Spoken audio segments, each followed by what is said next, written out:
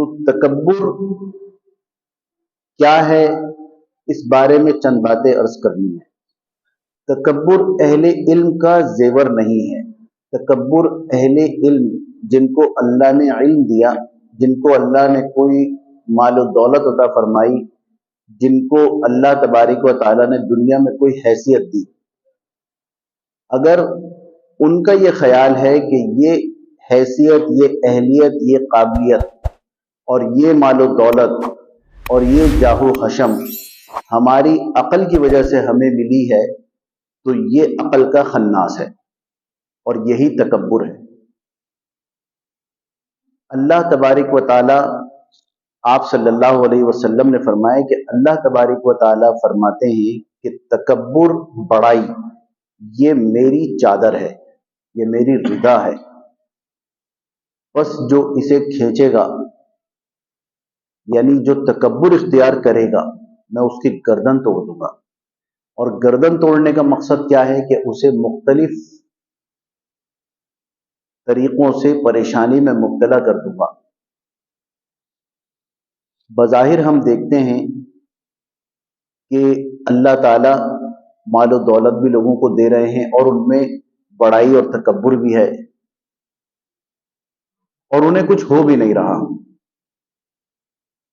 تو ذہن میں خیال آتا ہے اور اشکال پیدا ہوتا ہے کہ ان کو تو سب کچھ مل رہا ہے، تکبر بھی یہ کر رہے ہیں، اور بظاہر نظر بھی آتا ہے ان کے طور طریقوں سے کہ اس میں بڑائی ہے، لیکن یہ تو اسی طرح پھل پھول رہے ہیں۔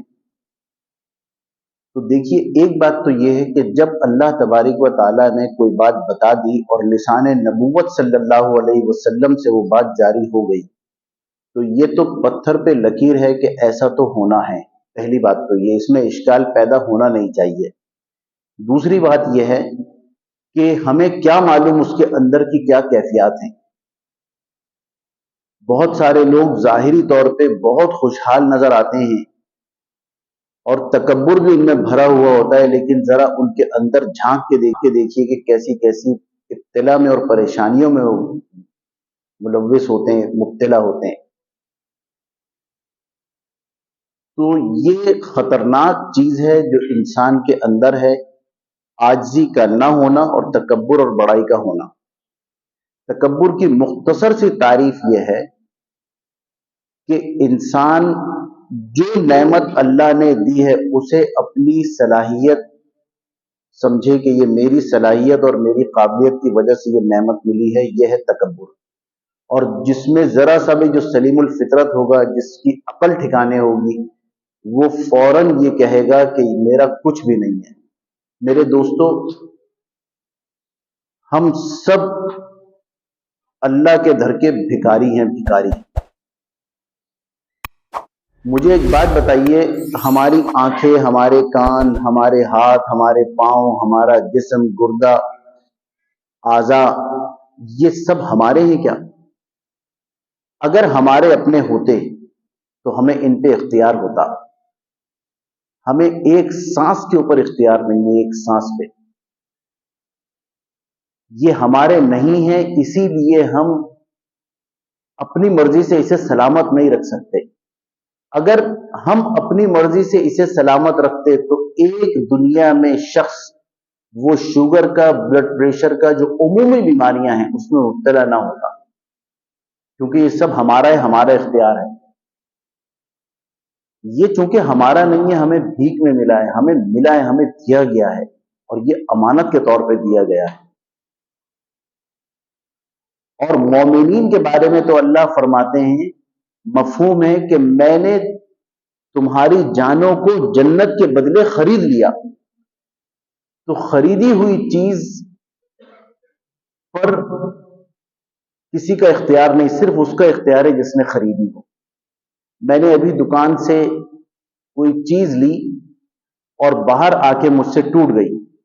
اب میں دکاندار سے یہ کہوں کہ جی وہ مجھ سے ٹوٹ گئی، تو وہ کہے گا بھائی آپ کی غلطی تھی، میں نے تو آپ کو بیچ دی۔ اس کا مطلب یہ ہے کہ مالک بنا دیا۔ جب مالک بنا دیا تو مالک کا تصرف ہے وہ، کہ وہ کس طرح اس کو استعمال کرے، توڑے، بچائے، پھینکے، کچھ بھی کرے۔ تو اللہ ہمارے مالک ہیں، انہیں ہم پر اختیار ہے वो चाहे जो कुछ करें। ये जो मैंने कहा, ये बॉडी हमारी नहीं है। आप बताएं, अभी आदमी ठीक ठाक होता है, जरा सा एक सीढ़ी उतरा, पैर फिसला और टांग की हड्डी टूट गई, क्या हुआ जी? फ्रैक्चर हो गया। तो जरा सोचिए एक लम्हे के लिए, अगर हमारे इख्तियार होता इस पे तो टूटती हड्डी। हर चीज अल्लाह तबारिक व ताला की तरफ मंसूब कर देना, यह है मोमिन के ईमान का दर्जा। हम मोमिन हैं, कहलाते हैं ईमान वाले। मेरे दोस्तों, ईमान क्या है? ईमान अल्लाह तबारिक व ताला पर आंखें बंद करके यकीन कर लेने का नाम है। हम अपनी सी सारी कोशिशें करते हैं, परेशान होते हैं, हद दर्जा परेशान हो जाते हैं, बातें हम करते हैं, लेकिन अल्लाह कहां गया? जुबानी तौर पे तो ये कह देते हैं कि हाँ जी। अजीब बात यह है कि इंसानों से शिकायत खालिक की करते हैं और खालिक से शिकायत इंसानों की करते हैं। उसने ये कर दिया, उसने वो कर दिया। और इंसानों से ये बातें करते हैं कि हम तो किसी को नुकसान नहीं पहुंचाते, एक चींटी भी हम नहीं मारते, लेकिन पता नहीं फिर भी हमें अल्लाह ने आजमाइश में क्यों डाला है। इन्होंने देखा नहीं आजमाइश है क्या। दीन के ऊपर अमल करना, मैं और आप, अक्सर लोग दबीज बिस्तरों के ऊपर सोते हैं, कमरों को ठंडा करके सोते हैं, और उसके बाद ये कहते हैं कि भाई मुश्किल है दीन पर अमल करना। मुझे बताइए, जुनैरा रजी अल्लाह ताला अन्हा जिनकी आंखें निकाली गईं, हजरत उम्मे अम्मारा रजी अल्लाह ताला अन्हा, हजरत सुमैया रजी अल्लाह ताला अन्हा ने कल अगर ये पूछ लिया हमसे रोजे कयामत कि या अल्लाह ने उन्हें सामने खड़ा कर दिया कि एक इनकी जिंदगी थी, हजरत खबाब बिन अरब की, हजरत बिलाल हबशी रजी अल्लाह ताला अन्हुम की, इन लोगों की जो जिंदगियां थी, तुम्हें तो हर आसाइश मिली और तुम्हारे लिए दीन पर, ये अगर कहें कि दीन पर अमल करना मुश्किल है तो बात समझ में आती है, तुम कहो तो कैसे समझ में आएगी? हर आसाइश हमारे पास मौजूद, लेकिन अगर कोई काम नहीं करना तो वो अल्लाह के हुक्म अहकाम के मुताबिक अमल नहीं करना। अभी रमजान गुजरा, कितने दिन हुए? मेरे दोस्तों, सोचने का मुकाम है ये। सोचिएगा कभी तन्हाई में, यहां से बाहर निकले, चाय खानों में बैठने की जगह नहीं थी। यहां एक ब्रांड का ब्रोस्ट मिलता है, वहां कतार लगी हुई थी, बाहर तक लोग आ रहे थे। इधर ही एक 3D सिनेमा है, उसमें टिकट नहीं मिल रहा था, इतना रश था। ये ईद के पहले दूसरे दिन की बात है। और अब आप सोचिए जरा, मसाजिद में एक सफ इशा में पूरी नहीं थी। अल्लाह को गुस्सा नहीं आता होगा? मैं ये कह रहा हूं, चाय खाने पे बैठो बिल्कुल, लेकिन जब नमाज का वक्त है, मस्जिदें भी तो ऐसी भरी होनी चाहिए। मस्जिदें क्यों नहीं भर रही? जब शॉपिंग सेंटर्स में रश है, जब सिनेमा हॉल में रश है, तो मस्जिदों में भी तो रश होना चाहिए, यहां पर भी तो जगह नहीं मिलनी चाहिए। अभी रमजान को गुजरे हुए कुछ दिन हुए, 1-2 दिन हुए बस। ये हमारी ईमानी कैफियत है। इलाके में 100 मकानात पर एक मस्जिद है, मैं कम से कम ले रहा हूं 100 मकानात, उनमें 80 लोग मान लिया, 80 चले 60 मकानात लगा लीजिए आप, 40 घर वाले ईद मनाने चले गए, 20 रह गए। एक घर में 2 मर्द तो होंगे, एक मर्द तो होगा, 20 नमाजी तो आए। और जब ये 40 लोग कहीं गए हैं ईद मनाने, तो कोई जो है, जो 20 रह गए, उनके यहां भी तो कोई मनाने आया होगा ईद, उनसे भी तो कोई मिलने आया होगा, उनमें भी तो कोई मर्द होगा। क्यों नहीं आए मस्जिद में? ये मामूली बातें नहीं है मेरे दोस्तों। जरा सोचिए कि जब दूसरे मुकामात, खुराफात के मुकामात भर सकते हैं, होटलों के ऊपर खाना खाने के लिए तख्त पे जगह ना हो, कुर्सियां ना मिल रही हो, और वहां मस्जिद खाली हो, तो अल्लाह तबारिक व तआला को कितना जलाल आता होगा, गुस्सा आता होगा। क्या अल्लाह सिर्फ रमजान में मुतवज्जो होते हैं और दिनों में नहीं होते? क्या अल्लाह का रिस्क हम सिर्फ रमजान में खाते हैं, बाकी 11 महीनों में नहीं खाते? کیا اللہ کے محتاج ہم صرف رمضان میں ہیں یا غمی کے دنوں میں ہیں؟ دکھ تکلیف ہوتی ہے ہمیں اللہ یاد آتے ہیں. کیا دکھ تکلیف کے ساتھی ہے صرف اللہ، خوشی کے ساتھی نہیں ہے اللہ؟ کتنے لوگ ہیں جو چہرے کی مسکراہٹ ہو، گھر میں ہنسی مذاق ہو رہا ہو اور وہاں پہ حدیث سناتے ہوں، اللہ کا ذکر کرتے ہوں، کتنے لوگ ہیں. ان میں بھی اگر کوئی ذکر کرنا چاہے اور وہ کرنا شروع کر دے تو اس کو باقی 6 لوگ جو ہے وہ اس کے اوپر انگلی اٹھاتے ہیں کہ بھائی کہاں کیا بات ہے، خیریت ہے یار، اتنی سختی تو نہیں ہے دین میں.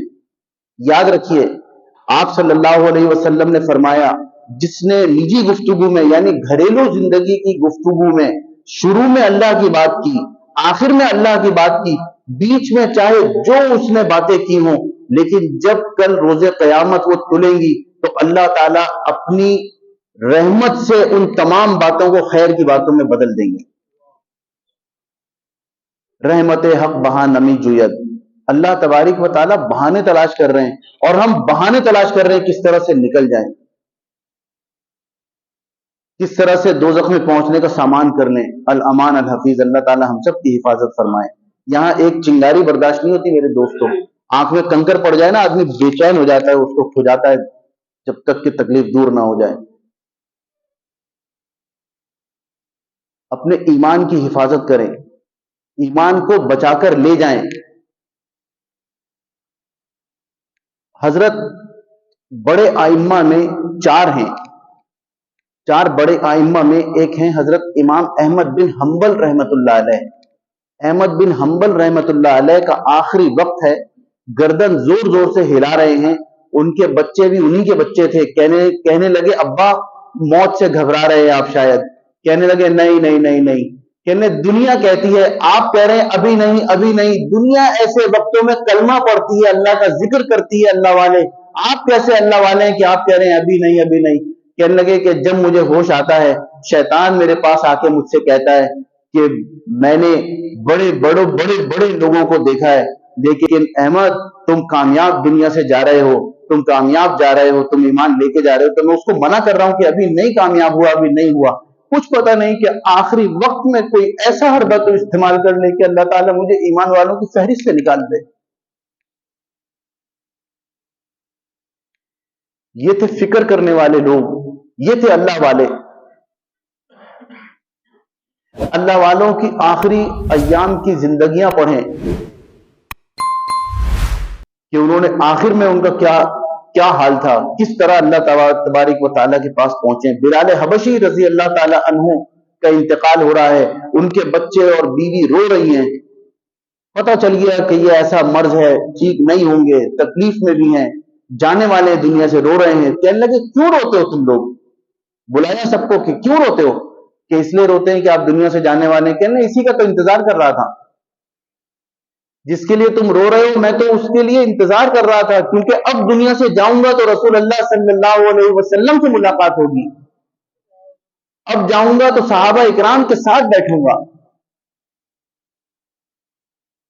حضرت محدث دہلوی رحمت اللہ علیہ فرماتے ہیں کہ اللہ کی قسم جس دن سے یہ پتا چلا ہے کہ رسول اللہ صلی اللہ علیہ وسلم قبر میں ہوں گے، قبر میں آئیں گے اور پوچھا جائے گا ما تقول فی هذه الرجل، اس شخصیت کے بارے میں کیا جانتے ہو، تو میں اس وقت کے لیے جب سے میں یہ سوچ رہا ہوں، مجھے یہ پتا چلا ہے، میں اس وقت کا انتظار کر رہا ہوں اور پتہ نہیں کم وقت موت کہاں مر گئی، موت کیوں نہیں آ رہی، کہ رسول اللہ کا دیدار ہونا ہے مجھے.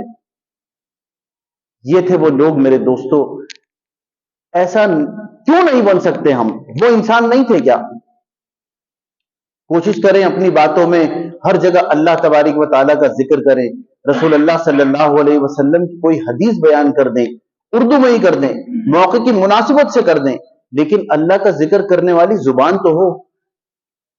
بڑے بڑے صلحاء، اتقیاء اور اللہ کے نیک بندے جو واقعی اللہ کے دوست ہیں، ولی ہیں، ولی صفت، ان کا سپرلیٹو ڈگری میں ایمان کی ایک کیفیت ہوتی ہے کہ ایک سانس کے بدلے اللہ نکلتا ہے، ایک سانس کے بدلے اللہ. ان کے بارے میں فرما رہے ہیں یہ ہے مقربین.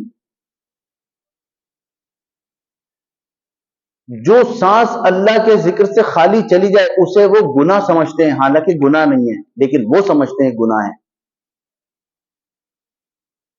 میں نے بارہا عرض کیا کہ ایک بزرگ کہیں اپنے شیخ سے ملاقات کرنے کے لیے چلے، دوسرے گاؤں جا رہے تھے، دوسرے شہر جا رہے تھے، راستے میں کچھ دیر کے لیے آنکھ لگ گئی، راستہ لمبا تھا، درخت کے نیچے لیٹے، آنکھ لگ گئی، تو جب اٹھے تو دو پرندوں کی اللہ نے جو آواز تھی، ان کی بولی تھی، وہ سجائی دے دی انہیں۔ وہ پرندے بات یہ کر رہے تھے کہ یہ جن سے ملنے جا رہا ہے ان کا تو انتقال ہو گیا، بیکار سفر کر رہا ہے۔ دوسرے نے کہا ہاں سچ کہتے ہو تم، یہ پرندے باتیں کر رہے ہیں۔ یہ اٹھے، انہیں بڑا دکھ ہوا کہ حضرت کا انتقال ہو گیا، لیکن سوچنے لگے کہ جب اتنی دور آیا ہوں، تھوڑا سا فاصلہ رہ گیا تو مل کے ہی جاؤں گا، کم از کم قبر پہ جا کے فاتحہ پڑھ لوں گا۔ یہ وہاں پہنچے ہیں، قبر پہ پہنچے ہیں، اس شہر میں پہنچے ہیں، اور کہا کہ ان کی قبر بتا دو، تو لوگوں نے کہا کہ کیا کہتے ہو، وہ تو مسجد میں بیٹھے ہوئے ہیں۔ کہنے لگے نہیں ان کا تو انتقال ہو گیا، کہ نہیں انتقال نہیں ہوا، وہ تو مسجد میں ہے۔ مسجد میں گئے، ان کو دیکھا اور پھر یہ واقعہ پورا بتایا۔ ان حضرت نے یہ پوچھا ان کے شیخ نے کہ یہ کس وقت کی بات ہے، انہوں نے وقت بتایا کہ اتنے اس وقت کی یہ بات ہے۔ تو وہ فرماتے ہیں ان کے شیخ کہنے لگے، رونے لگے اور کہا کہ سچ کہتے ہو، اس وقت میں اللہ کا ذکر نہیں کر رہا تھا، تو پرندوں نے مجھے مردہ شمار کر لیا۔ میرے دوستو، ہمارے تو شب و روز غفلت میں گزر رہے ہیں۔ جنت میں جانے کے بعد پوچھا جائے گا کہ تم حل رضی تم، خوش ہو تم؟ سب کہیں گے رضینا، ہم بالکل خوش ہیں۔ اللہ تبارک و تعالیٰ کی طرف سے دوبارہ پوچھا جائے گا حل رضی تم، خوش ہو؟ کہیں گے رضینا، ہم خوش ہیں۔ اس کے بعد کہا جائے گا فرشتوں سے کہ ان سے کہو کہ علماء کے پاس جائیں۔ یہ جماعت علماء، وہاں بھی علماء کے اہل علم کی ضرورت پڑے گی۔ علماء کے پاس جائیں گے، علماء سے پوچھیں گے کہ ہم سے یہ پوچھا گیا، ہم نے یہ کہا۔